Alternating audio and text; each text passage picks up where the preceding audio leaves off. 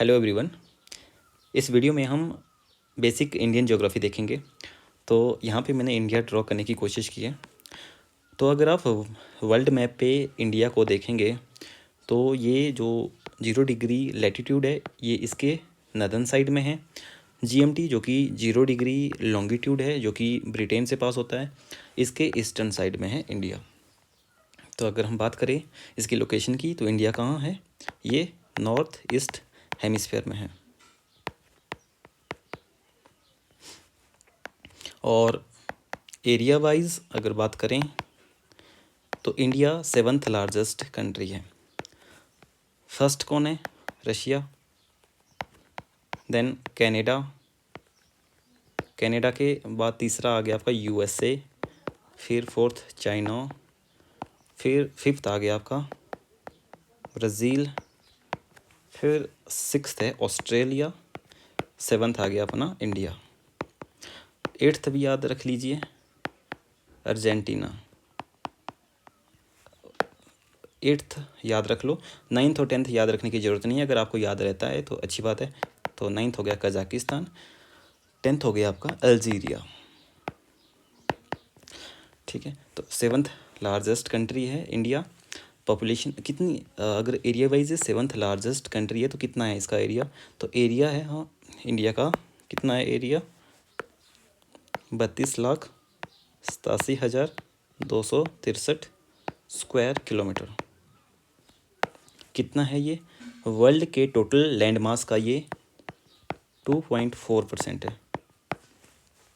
अगर पॉपुलेशन की बात करें तो पॉपुलेशन इंडिया की वर्ल्ड की पॉपुलेशन की 17.8% है अकेले, जो कि आजकल इंडिया मोस्ट पॉपुलस कंट्री है। तो ये उसकी इसके बारे में कुछ बेसिक चीज़ें थी।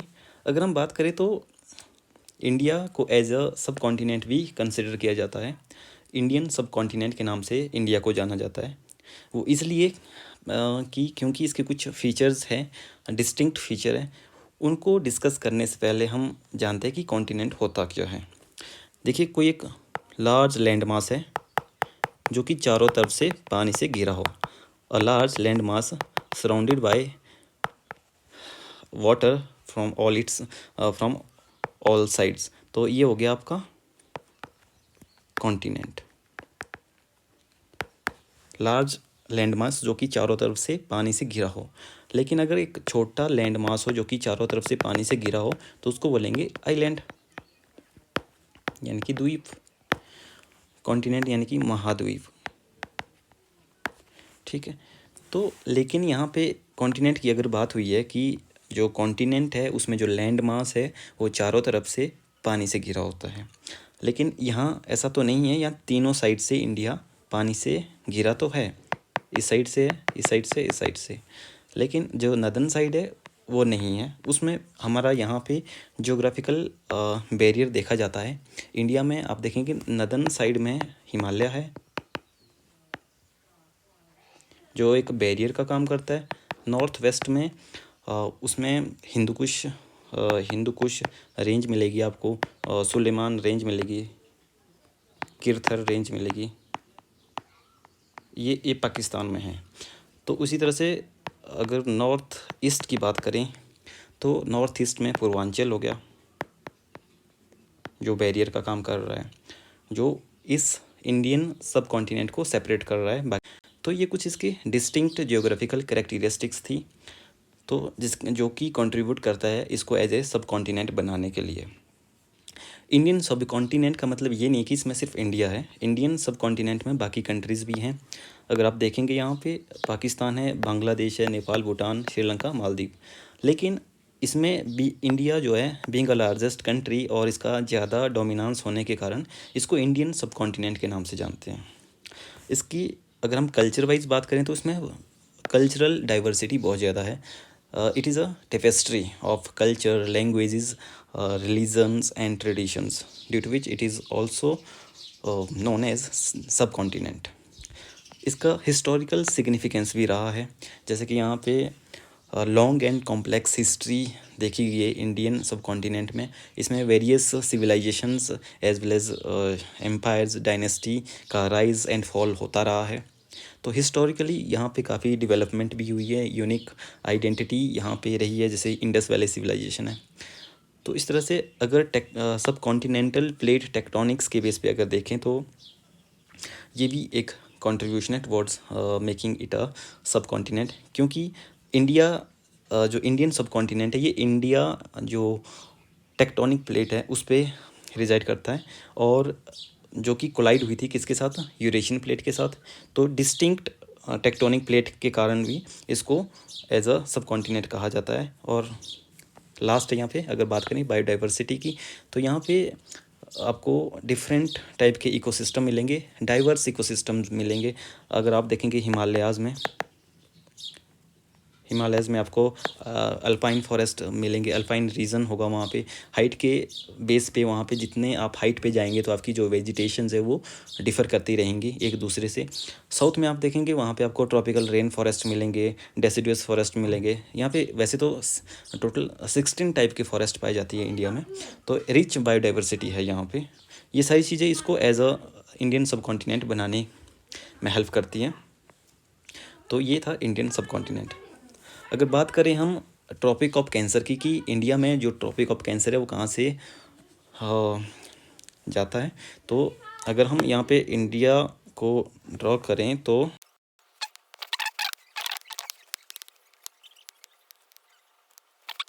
ये आपका ट्रॉपिक ऑफ कैंसर यहाँ से जा रहा है। तो आप देखेंगे यहाँ पे आपको मिलेगा गुजरात, राजस्थान का थोड़ा सा बॉर्डर आएगा यहाँ पे, फिर मध्य प्रदेश का कुछ आएगा एरिया यहाँ पे, छत्तीसगढ़, फिर झारखंड एंड यहाँ पे वेस्ट बंगाल, यहाँ पे त्रिपुरा, मिज़ोरम। तो ये इस तरह से रहेगा। फर्स्ट आप इसको ऐसी सीरीज़ में देख सकते हैं। ये आपका गुजरात हो गया, फिर राजस्थान हो गया, फिर एमपी हो गया, फिर उसके बाद आपका छत्तीसगढ़ हो जाएगा, झारखंड, वेस्ट बंगाल, और ये पे त्रिपुरा, यहाँ पे मिज़ोरम। ये 8 स्टेट होंगी जहाँ से ट्रॉपिक ऑफ कैंसर पास होती है।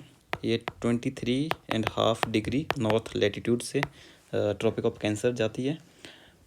तो अगर हम ट्रॉपिक ऑफ कैंसर की बात करें तो 8 स्टेट से होके गुजरती है।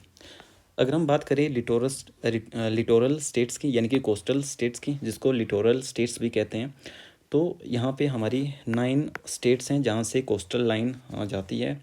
लाइक यहाँ पे मैं फिर से ड्रॉ करने की कोशिश करता हूँ रफली, ठीक है। तो यहाँ पे आप देखेंगे कि ये आपका आ गया गुजरात, फिर उसके बाद यहाँ पे महाराष्ट्र, गोवा आ जाएगा, छोटा सा हिस्सा यहाँ पे, फिर कर्नाटका, केरला, और ये इस साइड को आ गया तमिलनाडु, फिर यहाँ पे आ गया आपका आंध्र प्रदेश, यहाँ पे आ गया आपका ओडिशा, और ये आ गया आपका वेस्ट बंगाल।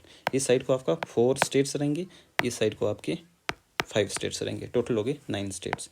ये कोस्टल लाइंस यहाँ से जाती है, यानी कि इस साइड को अराबियन सी है, इस साइड बे ऑफ बंगाल है, नीचे क्या है, इंडियन ओशन है, ठीक है। तो अगर हम इसमें बात करें कि सबसे जो बड़ी कोस्टल लाइन कहाँ से जाती है, तो वो गुजरात में सबसे ज़्यादा है। यहाँ पे सबसे ज़्यादा कोस्टल लाइन आपको मिलेगी इसकी। फिर गुजरात के बाद अगर सेकंड नंबर पे देखा जाए तो वो फिर आंध्र प्रदेश होगा। फिर उसके बाद यहाँ पे तमिलनाडु की रहेगी। फिर उसके बाद यहाँ पे महाराष्ट्र की 4th नंबर पे रहेगी। 4 याद रख लो। सबसे कम कोस्टल लाइन किसकी होगी, वो होगी गोवा की। सबसे कम किसकी होगी, गोवा की होगी, और उससे पहले वेस्ट बंगाल। बस इतना याद रख लो, काफ़ी है। तो ये होगी कोस्टल लाइन जहाँ से पास होती है 9 स्टेट्स से। अगर हम लैंड फ्रंटियर स्टेट्स की बात करें, कि लैंड फ्रंटियर स्टेट्स जो कि ऐसी स्टेट्स जो कि दूसरे कंट्रीज़ के साथ बॉर्डर बनाती हैं, कितनी स्टेट्स हैं, तो ये टोटल 16 स्टेट्स हैं। टोटल 16 स्टेट्स हैं। तो मैं यहाँ पे इंडिया को थोड़ा एक रफ जैसा मैप ड्रॉ करने की कोशिश करता हूँ। सॉरी, उतना अच्छा नहीं बन पाएगा, लेकिन जस्ट दिखाने के लिए।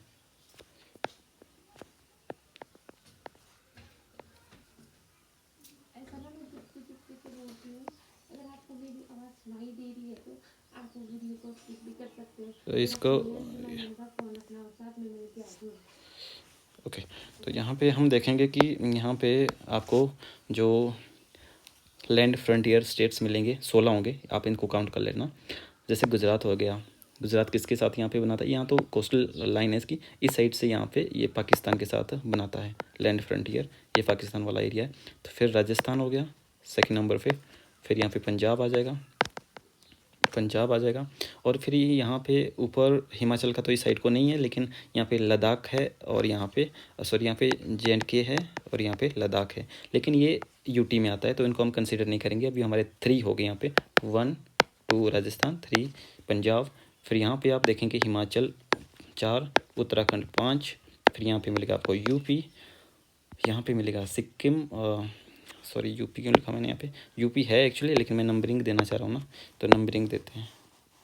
तो यहाँ पे 6 हो गया यूपी, सिक्किम हो गया 7th, एंड फिर यहाँ पे आपका आसाम का रहेगा 8th, और फिर ये अरुणाचल का 9, और यहाँ पे आप देखेंगे यहाँ पे मणिपुर का रहेगा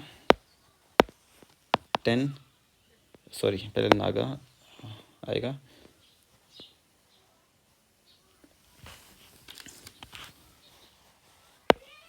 यहाँ पे नागालैंड रहेगा 10, और फिर मणिपुर 11, और फिर यहाँ पे मिजोरम 12, फिर ये त्रिपुरा आपका आ गया 13, और यहाँ पे ये रहेगा आपका मेघालय 14, और ये 15 आपका रह गया यहाँ पे वेस्ट बंगाल 15।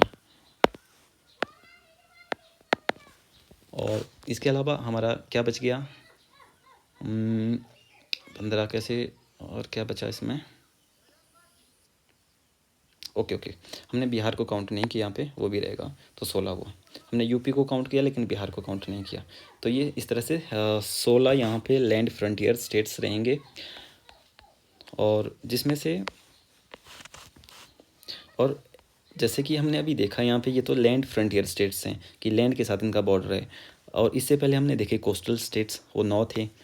लेकिन हमने यहाँ पे एक चीज़ आपको और बतानी है कि यहाँ पे जो गुजरात है, गुजरात का आपने यहाँ पे देखा कि इसकी लैंड फ्रंटियर भी है लेकिन कोस्टल लाइन भी है इसमें। उस तरह से वेस्ट बंगाल की यहाँ पे लैंड फ्रंटियर है बांग्लादेश के साथ, लेकिन कोस्टल लाइन भी यहाँ पे थोड़ी सी इसकी। तो ये 2 स्टेट्स हैं जो कि जिसमें आपके दोनों ही रहेंगे, लैंड एंड सी फ्रंटियर जिसमें दोनों में रहेगा, वो है गुजरात प्लस वेस्ट बंगाल। तो अगर 16 में से आप यहाँ पे 16 थे ना, इसको मैं बिहार को काउंट नहीं किया था तो 16 लिख लेता हूँ उसको। तो अगर 16 आपके लैंड फ्रंटियर है, उसमें से 2 अगर आप इनको माइनस कर दें, क्योंकि 16 लैंड फ्रंटियर थे, उसमें 16 में से 2 हमने काउंट कर लिए थे यहाँ पे कोस्टल में कर दिए थे। तो अगर मैं उनको माइनस कर देता हूँ तो ये बचे 14 प्लस 9 आपके ये वाले जो कोस्टल स्टेट्स हैं, लिटोरल स्टेट्स है, अगर इनको आप ऐड करें तो ये बन गए आपके 23। लेकिन स्टेट्स हमारे पास कितने, 28 स्टेट्स है प्लस 8 यूनियन टेरिटरी है। तो यहाँ पे कितने की डिमांड है, 5 की डिमांड है, तब जाके 28 बनेगा। तो 5 क्या है आपके, ये 5 आपके है लैंड लॉक, ये 5 आपके लैंड लॉक्ड स्टेट्स हैं, यानी कि जिनका दूसरे स्टेट्स के साथ बॉर्डर है, ना किसी सी के साथ नहीं है और ना ही किसी अदर कंट्री के साथ है, जो बिल्कुल लैंड लॉक्ड है, वो 5 स्टेट्स हैं। वो कौन कौन से हैं, वो है यही मैं आपको बताने की कोशिश करूँगा। लैंड लॉक्ड में आपके यहाँ पे आगे हरियाणा आ गया एक तो, ठीक है, फिर यहाँ पे MP आ गया, MP के साथ यहाँ पे छत्तीसगढ़ ले लो, और फिर यहाँ पे झारखंड भी है, और फिर नीचे तेलंगाना। तो ये 5 स्टेट्स हैं जो कि लैंड लॉक्ड स्टेट हैं, ठीक है। लिख लेता हूँ यहाँ पे, लैंड लॉक में आपका हरियाणा आ गया, फिर आपका MP आ गया, छत्तीसगढ़ आ गया, झारखंड आ गया, और फिर तेलंगाना। ये 5 स्टेट्स जो आपके लैंड लॉक स्टेट्स हैं। अगर बात करें हम कि ऐसे स्टेट्स जो कि मेन सी लेवल को टच करते हैं, नॉट मेन सी लेवल, ऐसे स्टेट्स जो कि IST को टच करते हैं, जो इंडियन स्टैंडर्ड टाइम है, तो वो कौन कौन से स्टेट्स हैं। तो आप ऊपर से अगर देखेंगे, जैसे कि हमारा जो इंडियन स्टैंडर्ड टाइम्स की जो लॉन्गिट्यूड है, वो इंडिया से जो जाती है वो है 82 डिग्री 30 मिनट ईस्टर्न लैटिट्यूड से जाती है, जो कि आप उसमें आप देखेंगे तो सबसे ऊपर उसमें यूपी टच करता है, फिर MP, उसके बाद टच करता है छत्तीसगढ़ का छोटा सा हिस्सा, और फिर उड़ीसा, और फिर आता है आपका आंध्र प्रदेश। तो ये 5 स्टेट्स हैं जो कि जहाँ से आईएसटी पास होती है। इसको आप मैप में खुद देख लेना। तो इन 5 स्टेट से होके गुजरती है। तो यहीं पे हम एक चीज़ और देखेंगे कि जैसे हमारी यूनियन टेरिटरी कितनी है, 8 हैं। तो उसमें से उन 8 यूनियन टेरिटरी में से 2 यूटी ऐसी हैं जो कि नॉन कंटिग्यूअस है, यानी कि उनके जो उनका जो क्षेत्र है वो एक ही जगह पे नहीं है, फैला हुआ है। जैसे कि आप देखेंगे, एक फर्स्ट है Dadra and Nagar Haveli and Daman and Diu. तो ये एक ही है, पहले अलग अलग हुआ करते थे, अब ये एक ही। जैसे आपका इंडिया है, ये गुजरात वाला हिस्सा है, इसमें आप यहाँ पे देखेंगे ये वाला दादरा है, नगर हवेली है, और यहाँ जैसे आपको मिलेगा ये दमन एंड दीव। तो ये टोटल को बोलेंगे, ये टोटल दोनों को मिला के बनेगी Dadra and Nagar Haveli and Daman and Diu, एक यूनियन टेरिटरी ये बनेगी। उसी तरह से दूसरी है आपकी पुडुचेरी, वो भी नॉन कॉन्टिग्यूअस है। इसको भी मैं आपको यहाँ पे दर्शा देता हूँ, लेकिन मेरे को पहले वाला मिटाना पड़ेगा, और इसको तो रहने देता हूँ। ठीक है, तो अगर मैं साउथ में देखूं तो ये है अपना नीचे का अफेक्स इंडिया का। तो यहाँ पे केरला है ना, ये केरला है, और ये आपका तमिलनाडु है, फिर ऊपर आ गया आपका आंध्र प्रदेश। तो यहाँ मैं आपको बताता हूँ, तो यहाँ पे आएगा, और यहाँ पे आएगा एक हिस्सा, एक यहाँ पे आएगा, एक यहाँ पे आएगा। क्या क्या नाम है इनके? जो आंध्रा में है उसका नाम है यनम, और यहाँ पे आप देखेंगे ये पुडुचेरी है, और ये है कराईकल, और ये है माहे जो कि केरला में है। तो इन सबको मिला के बनता है पुडुचेरी। तो ये नॉन कॉन्टिग्यूअस 2 यूटी हैं। ठीक है, इसके अलावा जो भी यूटी है, चाहे वो चंडीगढ़ हो, दिल्ली हो, या अंडमान निकोबार है, वो इस तरह से नहीं ज़्यादा फैले हुए हैं, नंबर ऑफ़ स्टेट्स में नहीं फैले हुए हैं। ठीक है, तो टोटल कोस्ट लाइन की अगर बात करें तो टोटल कोस्ट लाइन में हम देखेंगे तो मेनलैंड इंडिया की जो कोस्ट लाइन है वो 6100 है लगभग, और इसकी 1476.6 किलोमीटर रहेगी। टोटल अगर देखें तो ये बन जाती है 7576 किलोमीटर, या अप्रोक्सीमेट 7500 ही बोल दो किलोमीटर। इतनी हमारी कोस्टल लाइन है आइलैंड्स और मेनलैंड इंडिया को मिला के। कंट्रीज़ के लैंड बॉर्डर की अगर बात करें तो यहाँ पे हमारे 7 कंट्रीज़ के साथ लैंड बॉर्डर है, जिसमें सबसे ज़्यादा जो है वो है बांग्लादेश के साथ। सबसे बड़ा बॉर्डर हमारा बांग्लादेश के साथ है। कितना है ये? 4096.7 किलोमीटर। पॉइंट में रखने की ज़रूरत नहीं है याद, आप 4096 रख लो चलेगा। तो फर्स्ट ये है, उसके बाद सेकंड आपका आ जाएगा। इसको याद रखने के लिए ना कि सबसे ज़्यादा बॉर्डर किसका है, उसके बाद कौन आता है, उसके बाद कौन आता है, सीक्वेंस अगर देखना है आपने तो इसके लिए आप एक ट्रिक याद रख लो, 55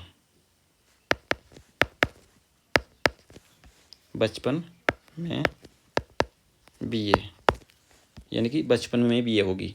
तो मैंने इस तरह से याद रखा है, मेरे को भी किसी टीचर ने ये बताया था तो मेरे को याद हो गया था। जस्ट मैं आपको बता रहा हूँ यहाँ पे, याद रखने का तरीका वो आपका है, कैसे रखते हैं। बांग्लादेश का सबसे ज़्यादा बॉर्डर है, उसके बाद चाइना आ जाता है सेकंड पे, फिर H से कुछ नहीं आएगा, ये मेरे को ऊपर ही लिखना चाहिए था। ये याद रखने के लिए सिर्फ इसको, चाइना हो गया, फिर थर्ड पे आ गया आपका पाकिस्तान, फिर आ गया नेपाल, फिर आ गया में से म्यांमार,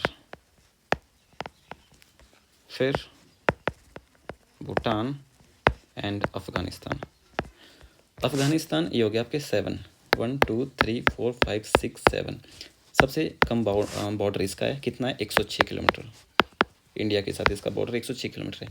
बीच के कितने याद रखने की ज़रूरत नहीं है, मैक्सिमम और मिनिमम पता हो काफ़ी है। सीक्वेंस पता होना चाहिए कि सबसे ज़्यादा किसका है, उसके बाद किसका है, उसके बाद किसका है। तो सीक्वेंस याद रखने के लिए आप इस ट्रिक को भी यूज़ कर सकते हैं। बचपन में MBA, बचपन में BA, नॉट MBA। ठीक है, ये तो ये लैंड बॉर्डर की बात हुई यहाँ पे। तो इसके बाद मैं आपको बताना चाहूँगा मेन सी लेवल के बारे में, MSL। जो हम मेन सी लेवल देखते हैं, देखिए क्या होता है कि हम जितनी भी हाइट्स मेजर करते हैं हम बोलते हैं कि सी लेवल से इतनी डिस्टेंस, इतना किलोमीटर है, या सॉरी इतना मीटर है, कि सी लेवल से यहाँ की हाइट इतनी मीटर है। तो सी लेवल कहाँ कहाँ का लेवल लिया जा रहा है, तो वो लिया जाता है मुंबई हाई का। मुंबई हाई एक जगह है, इसको रेफरेंस पॉइंट लिया जाता है, इसको रेफरेंस पॉइंट लिया जाता है। और जो मेन सी लेवल है वो तो ओवरऑल बताएगा ना पूरे इंडिया का, जिसमें आपके पहाड़ भी आएंगे, आपका प्लेन्स भी, कोस्टल एरिया, सारे ओवरऑल जितना भी आपके मेन होगा सी लेवल से पूरे इंडिया का, सभी पॉइंट्स का, तो वो बनता है लगभग 160 मीटर। फुट में होगा 525 फुट लगभग। तो ये मेन सी लेवल रहता है इंडिया का। कहाँ से लिया जाता है ये? मुंबई हाई से, जो कि रेफरेंस पॉइंट है। ठीक है, इससे पहले कहाँ से लिया जाता था? बिफोर फ्रीडम हम लेते थे कराची फोर्ट, कराची फोर्ट से। लेकिन आफ्टर जब फ्रीडम मिली और डिसइंटीग्रेशन हुआ इंडिया और पाकिस्तान का, तो उसके बाद फिर मुंबई हाई को एज ए रेफरेंस पॉइंट लिया जाने लगा to measure height of any place from sea level. ठीक है, तो इसके अलावा कुछ और चीज़ें जो हमने देखी नहीं है, जैसे कि एक्सट्रीम पॉइंट्स, इंडिया के जो एक्सट्रीम पॉइंट्स हैं। फॉर एग्जांपल मैं इसको यहाँ पे ड्रॉ करने की कोशिश कर रहा हूँ जस्ट बताने के लिए। जो हमारा ये नॉर्थन, ईस्टर्न, वेस्टर्न जो भी है पॉइंट्स वो देखते हैं। देखिए साउथ में जो मेनलैंड इंडिया का जो साउथ पॉइंट है वो है कन्याकुमारी। ये है तमिलनाडु में। किस लेटीट्यूड पे है ये? 8 डिग्री 4 मिनट नॉर्थ लेटीट्यूड पे है। उसी तरह आप अगर इसका नॉर्थ पॉइंट देखें, हमारा नॉर्थ ईस्ट जो नर्दर्न मोस्ट पॉइंट है वो कौन सा है? वह इंदिरा कोल। 21 लेटीट्यूड पे है, ये है 37 डिग्री 6 मिनट नॉर्थ लेटीट्यूड पे। और जो हमारा वेस्टर्न पॉइंट है वो है 68 डिग्री 7 मिनट ईस्टर्न लेटीट्यूड पे। इसका नाम है, इस पॉइंट का नाम तो हो गया गोहार मोती। ठीक है, GUHAR, गोहार मोती पॉइंट, जो कि गुजरात में है। और जो ईस्टर्न मोस्ट पॉइंट है वो अरुणाचल प्रदेश में है। वो किस लेटीट्यूड पे है? वो है 97 डिग्री 25 मिनट ईस्टर्न लेटीट्यूड पे है। क्या नाम है इस जगह का? किबिथु, किबिथु, जो कि अरुणाचल प्रदेश में है। उसके बाद ये मेनलैंड इंडिया के थे। इसके बाद आप अगर देखेंगे जो आइलैंड है, जैसे यहाँ पे आप देखेंगे अंडमान निकोबार है, तो निकोबार में आपका सदर्न मोस्ट पॉइंट है, उसको बोलते हैं इंदिरा पॉइंट। इंदिरा पॉइंट, ये इंदिरा पॉइंट किस लैटिट्यूड पे है? 6 डिग्री 45 मिनट नॉर्थ लैटिट्यूड पे है। और इस इंदिरा पॉइंट को एक और नाम से भी जानते हैं, नाम है पिग्मेलियन पॉइंट। पिग्मेलियन पॉइंट ये कहाँ है? ये ग्रेट निकोबार में है।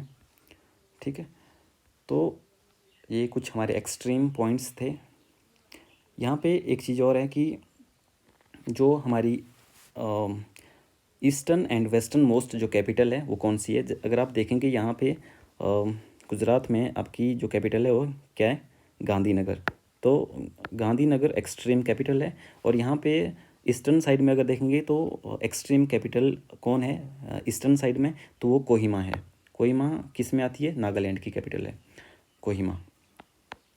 और इसके अलावा अगर एक चीज़ और है कि जो ट्रॉपिक ऑफ कैंसर है, ट्रॉपिक ऑफ कैंसर के जस्ट ऊपर जो इंडिया का जो एरिया है वो लगभग जो नीचे वाला एरिया है उसका डबल है, 2 टाइम्स है ये ऊपर वाला एरिया। तो ट्रॉपिक ऑफ कैंसर जो इंडिया को डिवाइड करती है, तो अपर जो पार्ट है वो 2 टाइम्स होता है जो इसका डाउन वाला पार्ट है। ठीक है, so I think it's enough for today. मिलते हैं नेक्स्ट वीडियो में। जय हिंद।